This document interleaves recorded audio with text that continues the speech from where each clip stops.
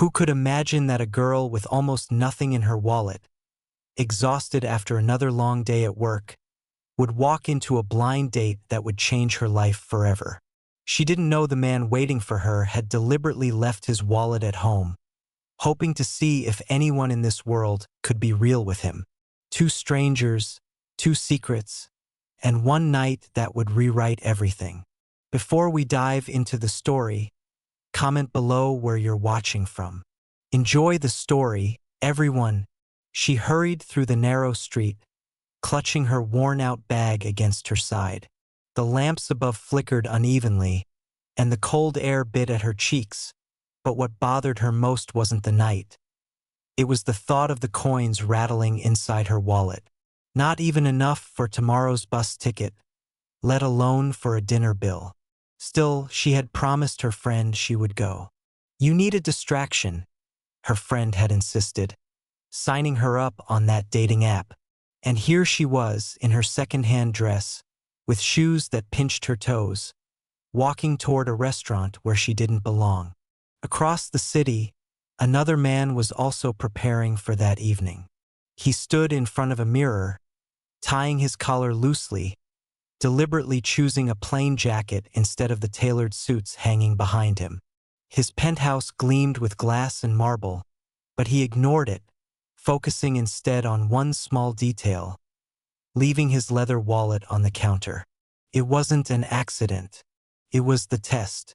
For too long he had been chased by women who saw only his money, his cars, his power. Tonight he wanted to know, if stripped of wealth, would anyone still sit across from him and stay? The restaurant buzzed with quiet conversation as she entered, her heart pounding so hard she thought people might hear it.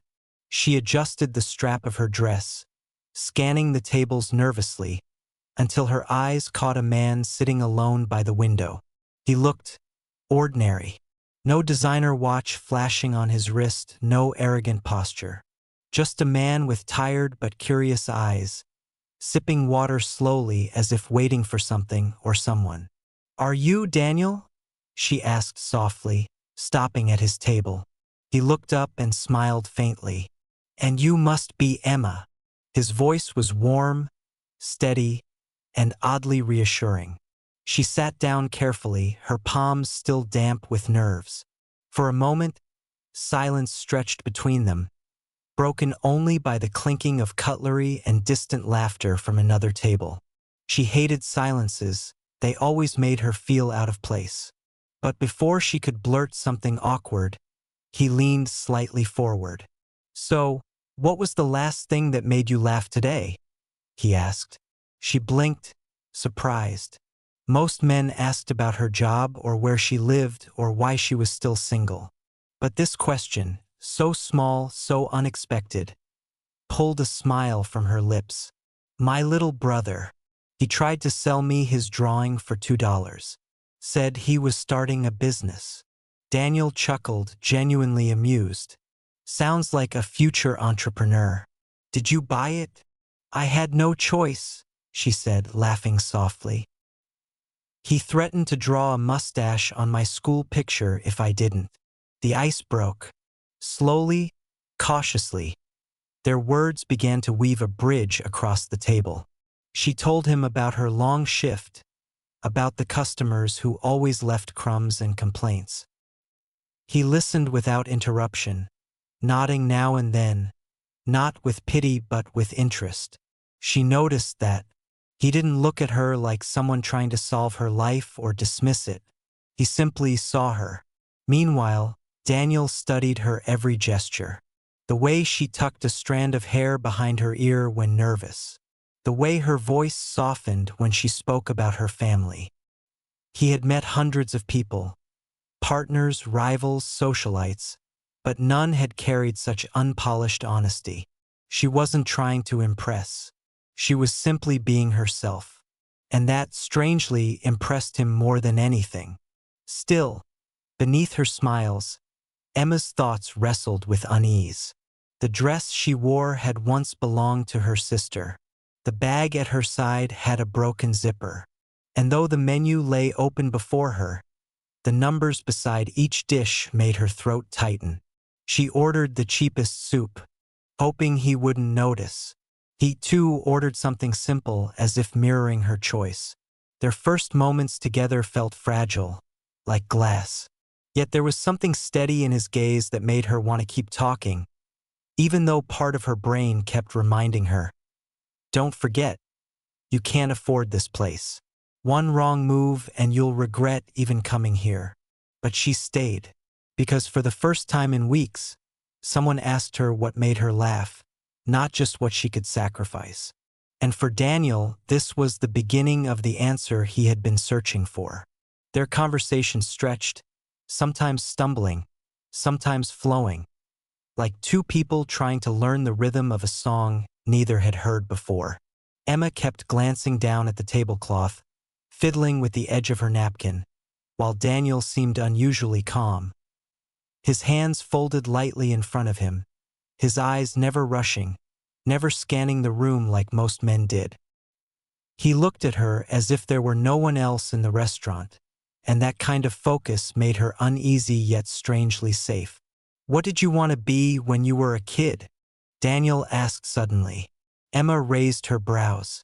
Another odd question. Most dates cared about what job she had now, whether she planned to improve her life, whether she had ambitions that could be measured by money. Nobody asked her what she had once dreamed of. She let out a little laugh, embarrassed. "You'll laugh at me," she said. "I promise I won't." She looked at him, searching his face for mockery, and found none. "I wanted to be a teacher, not because of books, but because my younger siblings used to follow me around like ducklings, asking me everything. Why is the sky blue? Why do birds fly? And I loved explaining things, even when I didn't know the answer myself. I wanted to be the one who gave answers, I guess." Daniel smiled. It was soft, not the practiced grin of a man used to cameras, but something genuine. "That's not laughable. That's beautiful. Do you still want that?"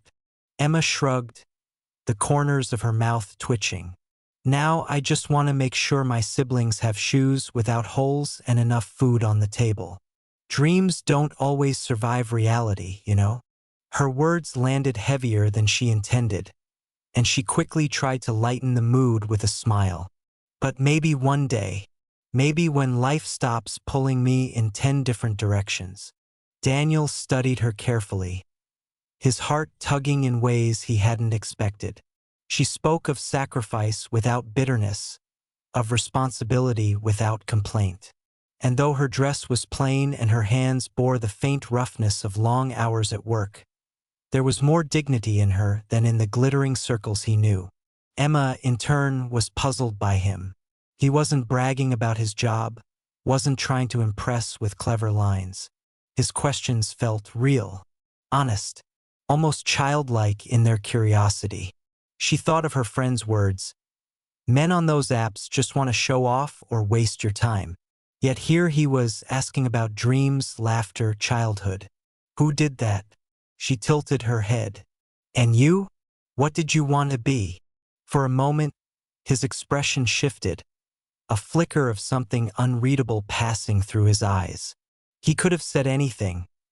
Pilot, doctor, musician, but instead he answered quietly, "Happy. That's all I ever wanted. Just happy." Emma blinked at him. It was such a simple word, yet it carried a weight that made her chest tighten. "And are you?" she asked softly. Daniel hesitated. "I'm still looking." Their eyes held each other's a moment longer than either intended, the unspoken lingering between them like fragile glass. Then the waiter approached, balancing a tray, and broke the spell. Plates slid onto the table, steam curling upward, the smell of spices filling the air. Emma glanced at her soup, relieved that it looked filling, while Daniel's dish was just as modest. The meal began quietly. She took small bites, conscious of every coin in her wallet, wondering if she had enough for the ride home. Daniel noticed the careful way she ate, the way she pushed food around as if stretching it, and felt a pang of guilt. His forgotten wallet experiment had consequences. He hadn't meant to trap her in anxiety, yet he needed to know.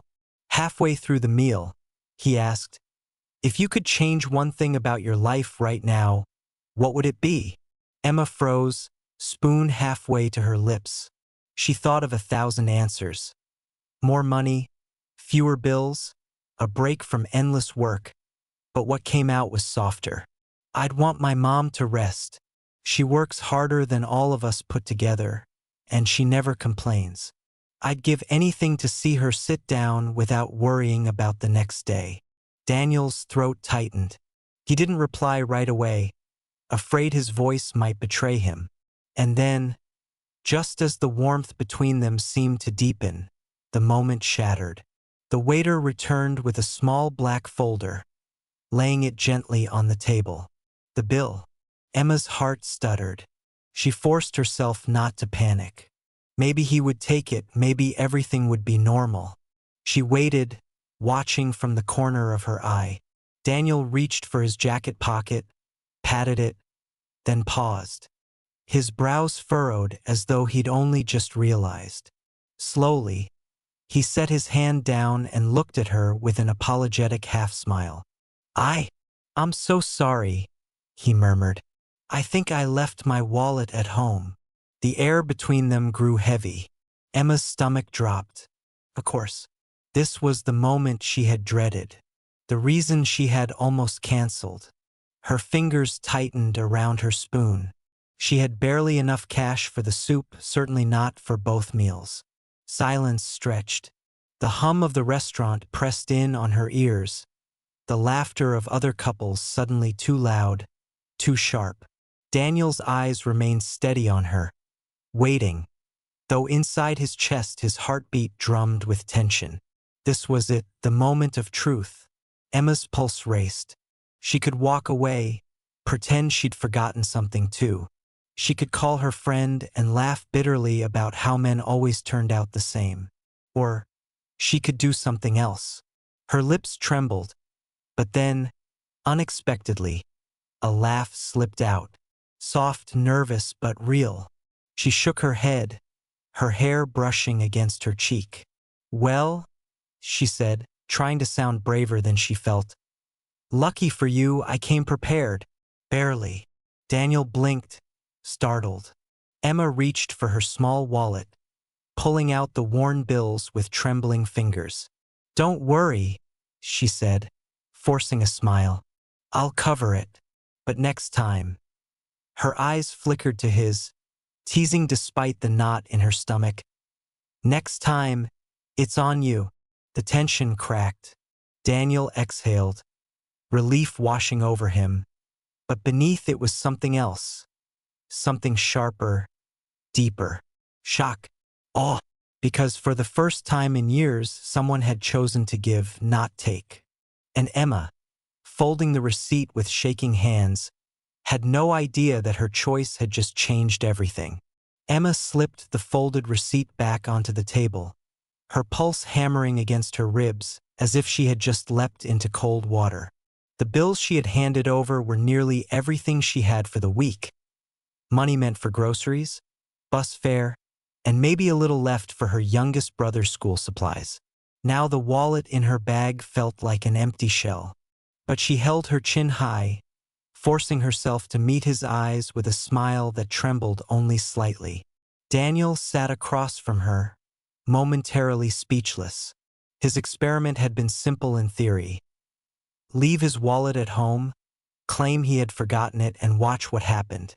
He had imagined a dozen outcomes: anger, embarrassment, a lecture about responsibility, or worse, an excuse to leave, phone in hand, never returning.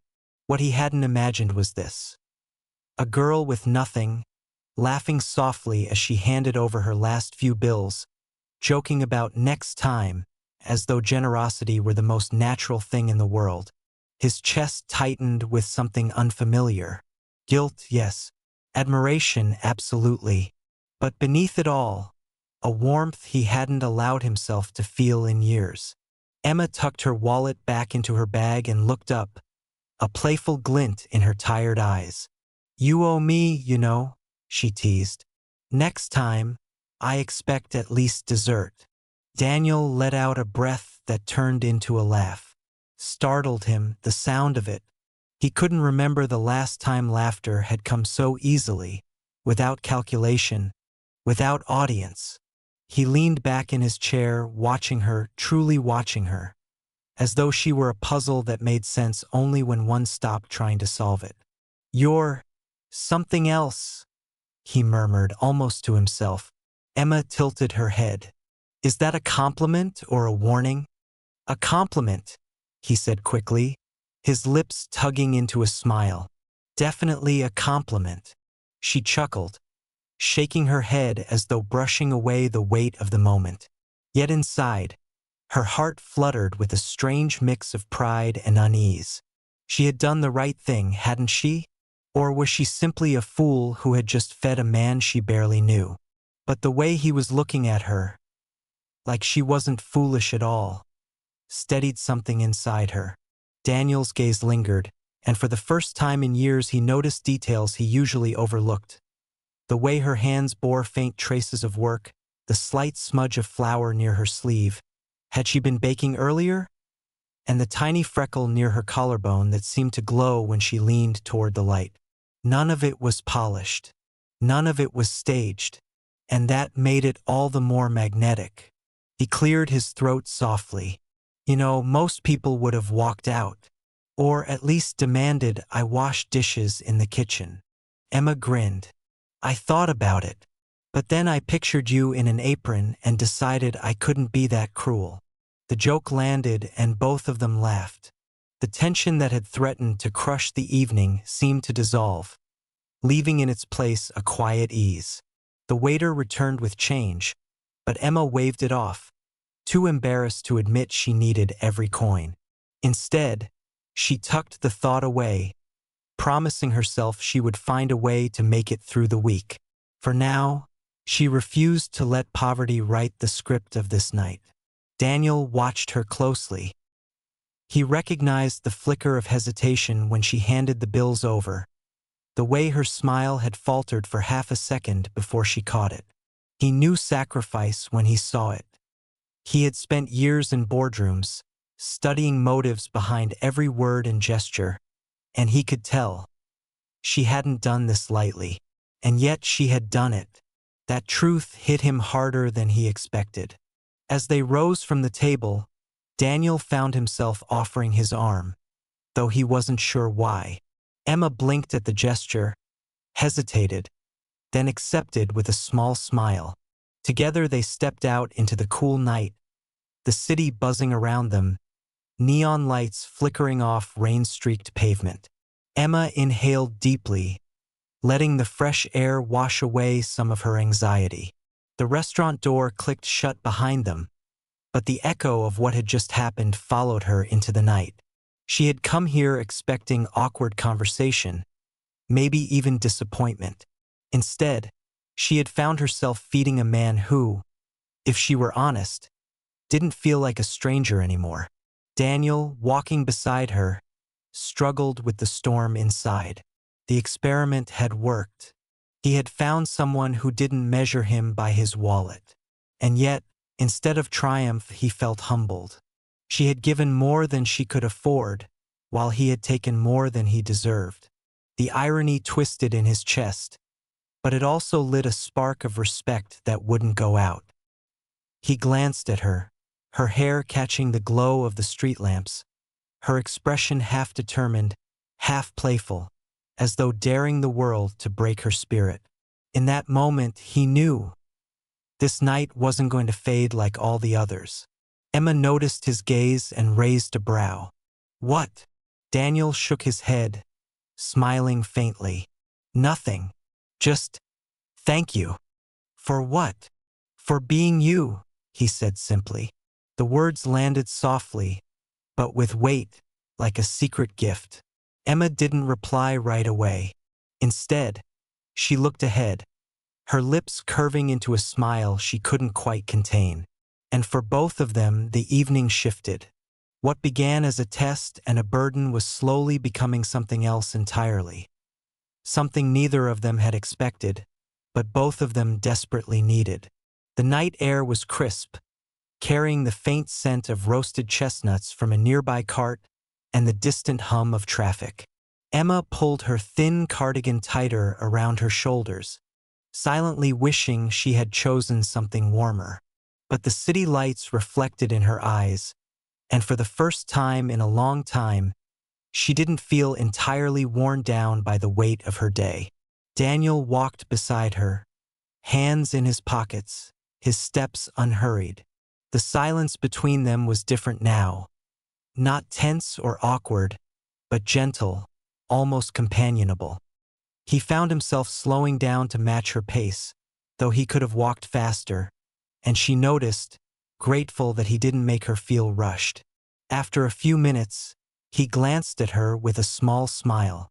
"So, tell me something your dating profile didn't say." Emma laughed softly, shaking her head. "My profile barely said anything. I didn't even write it. My friend did." "That explains why it sounded so generic," Daniel teased. "So what would you have written?" Emma thought for a moment, biting her lip. Maybe professional dishwasher, part-time waitress, full-time sister to too many kids. Can cook pasta 12 different ways. Sometimes sings in the shower. Badly. Daniel chuckled, the sound warm. "I'd swipe right on that." "You're only saying that because you didn't hear the shower part," she replied with a grin. "Trust me, it's terrible." Their laughter echoed softly in the night, blending with the chatter of passers-by. Emma's shoulders loosened, the heaviness of the restaurant moment fading into something lighter. She stole a glance at him. He looked so ordinary in his plain jacket, yet there was something in his eyes that wasn't ordinary at all. They passed a small ice cream stand, its neon sign flickering. Daniel stopped suddenly. "Wait here." Emma frowned. "What are you doing?" "I owe you at least this much," he said, pulling out a few coins from his pocket.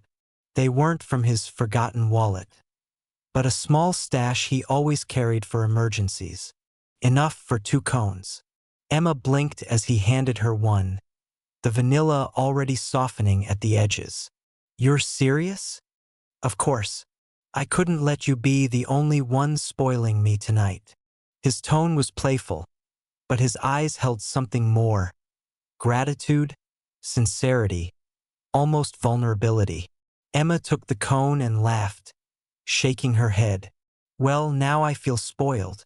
"Thank you." She licked the ice cream, the sweetness shocking her after weeks of going without small luxuries. They walked slowly, eating their cones like teenagers on a carefree night. Emma found herself talking more freely than she expected, her words spilling out without the usual guard. She told him about her family, the 3 younger siblings, her mother who worked double shifts at a laundry, her father who had left years ago. She admitted how hard it was to juggle school dreams with survival, but somehow, she managed. Daniel listened intently, his chest tightening with every detail. He imagined her coming home after long shifts, cooking for her family, setting aside her own hunger to make sure the kids were full. She spoke about these struggles with a lightness that stunned him, almost as if she were protecting her own heart from the weight of it all. "You don't sound bitter," he said quietly. Emma shrugged. "What's the point? Life is what it is. If I spend all my energy being bitter, there won't be any left to laugh. And laughing makes things bearable." Her words sank into him like stones into water, creating ripples he couldn't ignore. For years, he had surrounded himself with success, wealth, and power, yet laughter had been scarce. Listening to her now, he realized how rare true resilience was. They reached a park bench overlooking the river. The water shimmered under the city lights, restless but beautiful. They sat down, the silence this time filled with the sound of rippling water and distant car horns. Daniel turned to her. "You know, you're different." Emma smiled faintly. "Different how?" "We're different. Or the good kind. The kind that makes me forget what I thought mattered." Her breath caught, though she covered it with a soft laugh. "Careful." That almost sounded like a line. But inside, her heart skipped. There was no arrogance in his tone, no smooth, rehearsed rhythm, just honesty. And that honesty was more dangerous than any charm. Emma finished the last bite of her cone and leaned back, looking at the stars barely visible through the city haze. "It's funny. I almost didn't come tonight. I thought it would just be another waste of time." Daniel's gaze lingered on her profile against the night sky. "And now?" She turned to him, her eyes catching the glow of the street lamps, warm and unguarded. "Now, I'm glad I did." The words settled between them, fragile and powerful all at once. And Daniel, for the first time in years, felt a spark of happiness that wasn't bought, wasn't staged. It was real. The night had grown quieter, the hum of the city softening as the hour grew late. Daniel's car waited at the corner, a modest sedan he used for nights like this, when he wanted to blend in. No tinted windows, no chauffeur, no gleaming emblem on the hood. Just a simple vehicle that carried no weight of his name. He opened the passenger door for Emma, a small gesture that caught her off guard. Most men she'd met were too distracted with themselves to notice such things. She slid into the seat, smoothing her skirt nervously, as if the fabric itself could betray how worn it was. Daniel rounded the car and settled behind the wheel, turning the engine over with a low hum. The drive began in silence, broken only by the faint rhythm of the tires against the road. Emma stared out the window, watching the blur of street lamps and shop fronts. She wondered what her siblings were doing now. Probably asleep, maybe dreaming. She thought of her mother, still awake, folding clothes by dim light. And then, inevitably, she thought of the man beside her. Tonight had been strange. Awkward at first, tense in the middle, yet it had somehow softened into something she hadn't expected. Warmth. She didn't know who he really was. Not yet. But she knew how he looked at her. Like she wasn't invisible. Like her words mattered. And that, in itself, was worth more than the coins she had lost.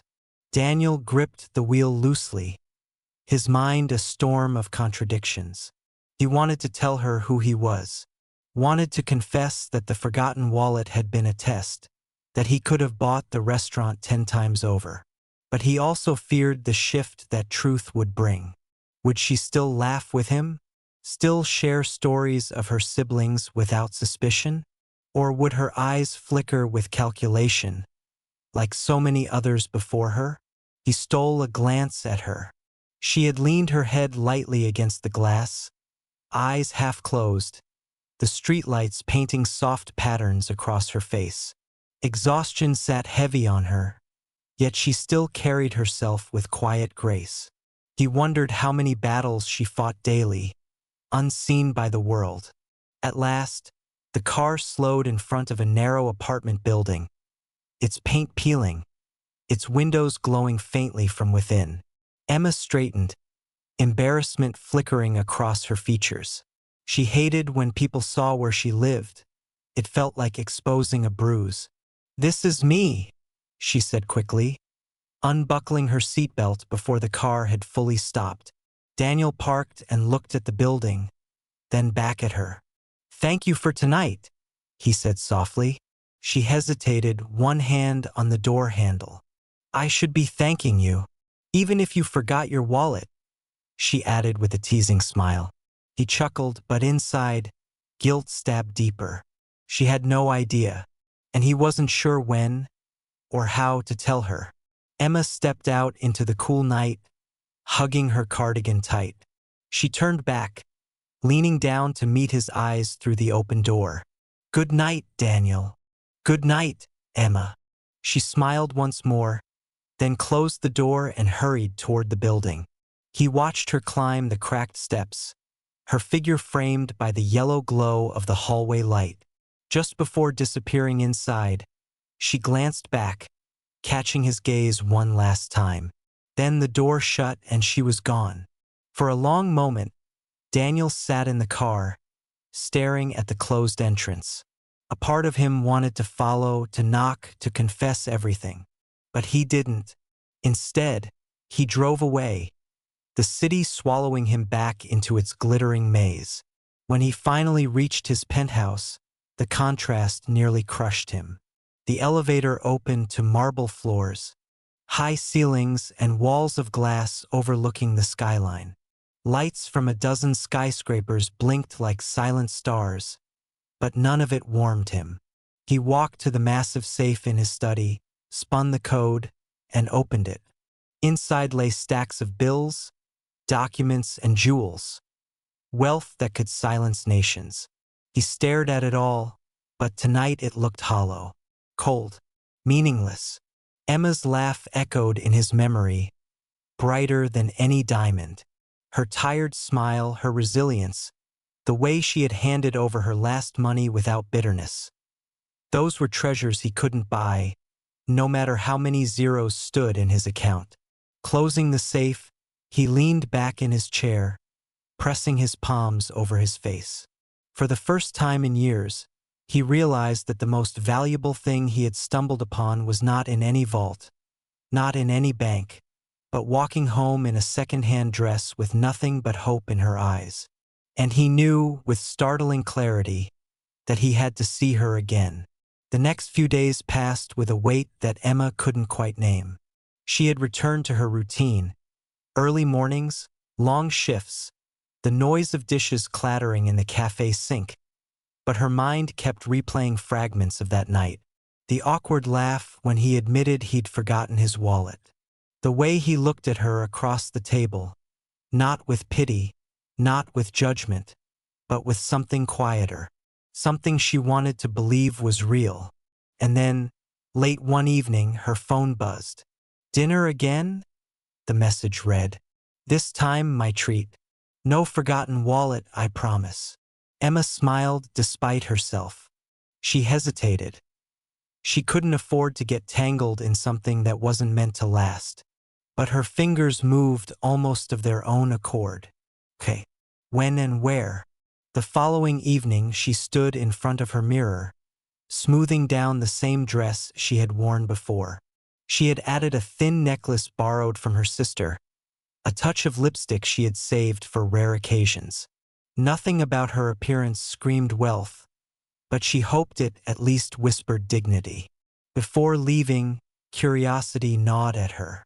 She remembered the way his eyes sometimes carried a shadow, the way he had chosen such simple clothes. Who was he, really? She opened her old laptop, typed his name into the search bar, and pressed enter. What filled the screen stole her breath. Articles, magazine covers, interviews, his face everywhere, though sharper, more polished, always in expensive suits. Daniel Rothwell, tech billionaire, youngest CEO in the Fortune 500. Emma leaned back in her chair, her pulse racing. Couldn't be. The man who had sat across from her, laughing over soup and ice cream, was the same man the world called untouchable. Her first instinct was disbelief. Her second was to close the laptop before the image shattered the memory of him. She pressed her palms against her face, whispering to herself, "Don't let it change things. Don't let it show." By the time she reached the restaurant, she had made up her mind. She wouldn't say a word. If he wanted her to know, he'd tell her. Until then, she would treat him as she had before, like a man, not a headline. Daniel was already waiting when she arrived, this time at a quieter, more intimate place.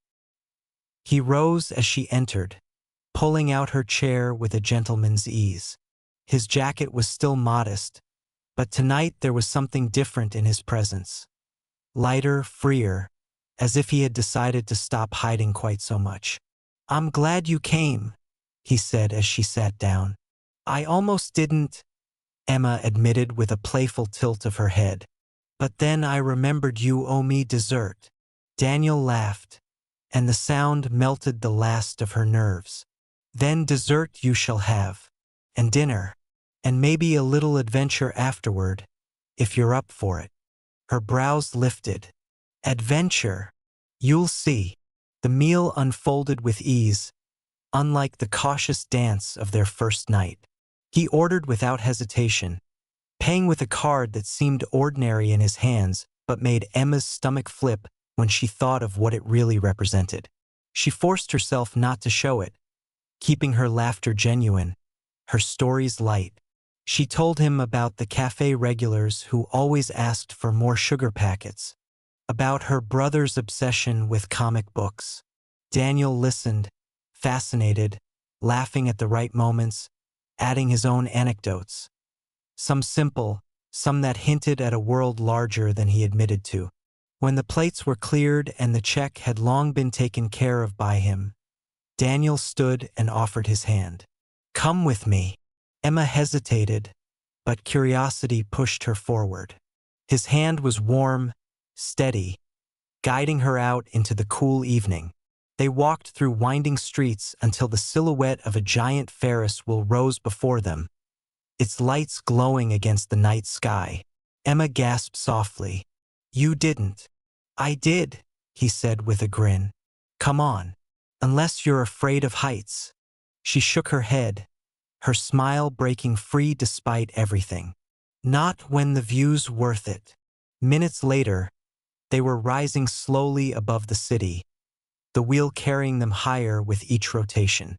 The lights stretched out below like rivers of gold, the streets alive with movement, yet distant, almost unreal. Emma pressed her hand to the glass, her reflection merging with the skyline. Daniel sat across from her, but his eyes weren't on the city. They were on her, the way the lights framed her face, the way wonder softened her features. She had seen his name on magazine covers. She knew who he was now, but she hadn't said a word, and that silence, that choice, felt to him like the purest gift. Beautiful, isn't it? She whispered, not looking at him. Yes, he replied, his voice low, his gaze never leaving her. It is. In that glass cabin, suspended above the world, both of them carried secrets. But for the first time, neither felt the weight of them. All that mattered was the city below, the stars above, and the quiet thread pulling them closer together. The third time they met, the evening carried a different weight. Neither could name it, but it clung to them like the quiet tension before a storm. Daniel had chosen a small wine bar tucked away on a side street, the kind of place where music drifted gently from an old piano in the corner, and no one seemed to care who you were. He liked that. It gave him a moment to breathe outside the glass cage of his reputation. Emma arrived a little late, her hair pulled into a loose braid, her cardigan slipping from one shoulder. She apologized, cheeks flushed from rushing, but Daniel only smiled, rising to pull out her chair. You look, he began, then stopped himself, shaking his head with a laugh. You look like you're about to change someone's life without even knowing it. Emma tilted her head, amused. That's a strange compliment. Maybe, he admitted, but it's true. They ordered quietly, their hands brushing accidentally as they reached for the same menu. Emma pulled back quickly, her heart skipping in that foolish way she hated to acknowledge, while Daniel let his fingers linger just long enough to memorize the feel of her presence. The conversation started as it always did, with small stories, playful banter, soft laughter. But as the night deepened, Daniel felt the words pressing at his chest, demanding to be spoken.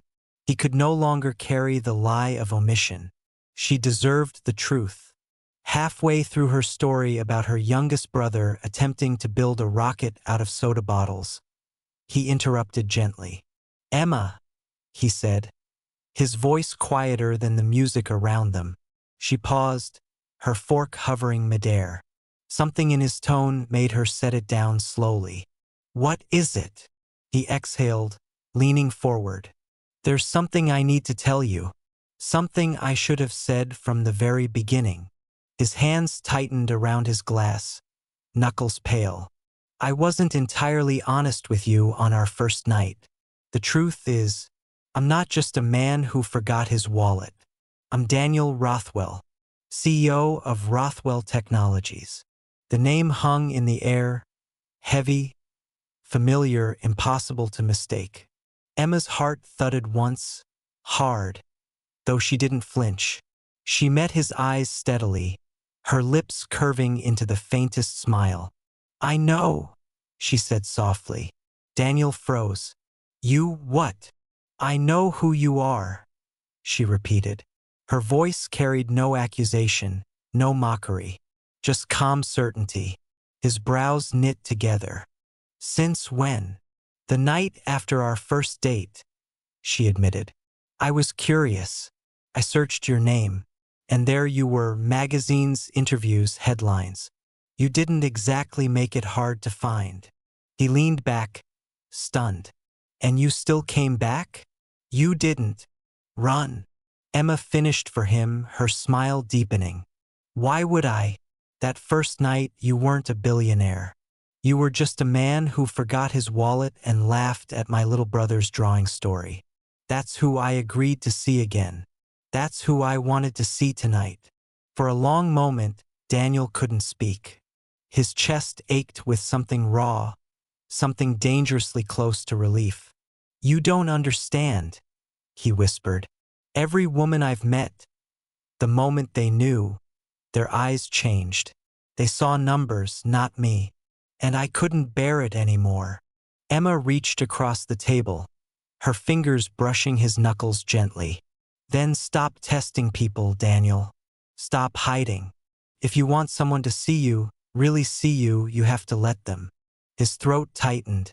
The weight he had carried for years, through boardrooms, interviews, shallow smiles, seemed to ease in that single moment. She wasn't dazzled. She wasn't frightened. She was steady, real, and for the first time in so long he felt like himself. "Emma," he said, his voice breaking slightly, "I don't deserve this. I don't deserve you." She squeezed his hand lightly. "Maybe not, but maybe you deserve a chance." And just like that, the storm passed. Not with thunder, not with lightning, but with quiet acceptance. He had revealed himself, and instead of shattering, the fragile bridge between them only grew stronger.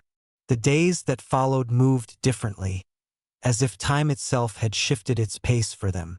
Daniel no longer hid behind modest jackets or forgotten wallets. He showed up as himself, sometimes still in simple clothes but never again in disguise. And Emma, though she now knew the weight of his name, treated him with the same light sarcasm and warm laughter that had first caught his heart. They met often. Quick coffees after her shift, long walks by the river, dinners where he no longer tested her but instead spoiled her just enough to see her roll her eyes and then smile anyway. And slowly, something unspoken blossomed between them. Trust. The first time he visited her home, Emma was nervous beyond reason. The peeling paint, the cramped rooms, the squeaky door. She saw it all with new eyes, ashamed. But Daniel stepped inside with quiet reverence, as though entering a sacred place. Her siblings peered at him curiously, whispering behind the couch, until her youngest boldly approached and asked, "Are you the guy who owes Emma dessert?" Daniel laughed, crouching down to meet the boy's eyes. "I am, and I plan to pay that debt with interest." The boy beamed, satisfied, and Emma's heart softened in ways she couldn't describe. Dinner that night was simple. Spaghetti and bread Emma had stretched from her cafe wages, but Daniel ate with more gratitude than he ever had at the finest restaurants. Between bites, he watched her family laugh and bicker, saw how Emma's eyes glowed when she served everyone before herself, and realized he was witnessing a kind of wealth he had never known. Weeks passed, and Emma found herself invited into his world too. At first, the grand offices, the sleek cars, the endless staff intimidated her. But Daniel never flaunted them. Instead, he pulled her aside in quiet corners, whispered jokes that only she understood, and made the vast, intimidating spaces feel small and intimate. She realized, slowly, that power hadn't hardened him completely. He had simply been waiting for someone to remind him he was more than the fortune attached to his name. One evening, he took her to a quiet stretch of land just outside the city. The air smelled of pine, and the stars shone clearer than in the crowded streets. "This place is for sale," he said softly, his hand brushing hers. "I thought, maybe one day your mom could finally rest here. No noise, no bills she can't pay, just peace." Emma turned to him, her eyes wide, her throat tight. "Daniel," he shook his head quickly. "Not as charity. Never that. As a gift to the woman who raised someone I—" He trailed off, catching himself, but the truth already hung between them. Emma's eyes softened, filling with something fierce and tender at once. She touched his cheek gently. "You don't have to buy me. You don't have to prove anything. Just be here. That's all I need." In that moment, with the stars blazing above and her hand warm against his skin, Daniel realized he had finally found the happiness he once thought impossible. Not in money, not in empires, but in the girl who had once laughed and paid for his dinner with the last of her cash. They stood there, wrapped in the quiet of the night, and when his lips finally met hers, it wasn't the kiss of a billionaire or a poor girl. It was simply two souls, equal at last, finding home in each other. From that night on, they were no longer strangers bound by secrets. They were partners, lovers, companions. Emma's family accepted him as one of their own, while Daniel brought her into a life where she could dream again without fear. And every time he reached for her hand, he remembered the moment she had reached for her wallet, trembling but smiling. The moment she had chosen kindness over pride. The moment everything had changed.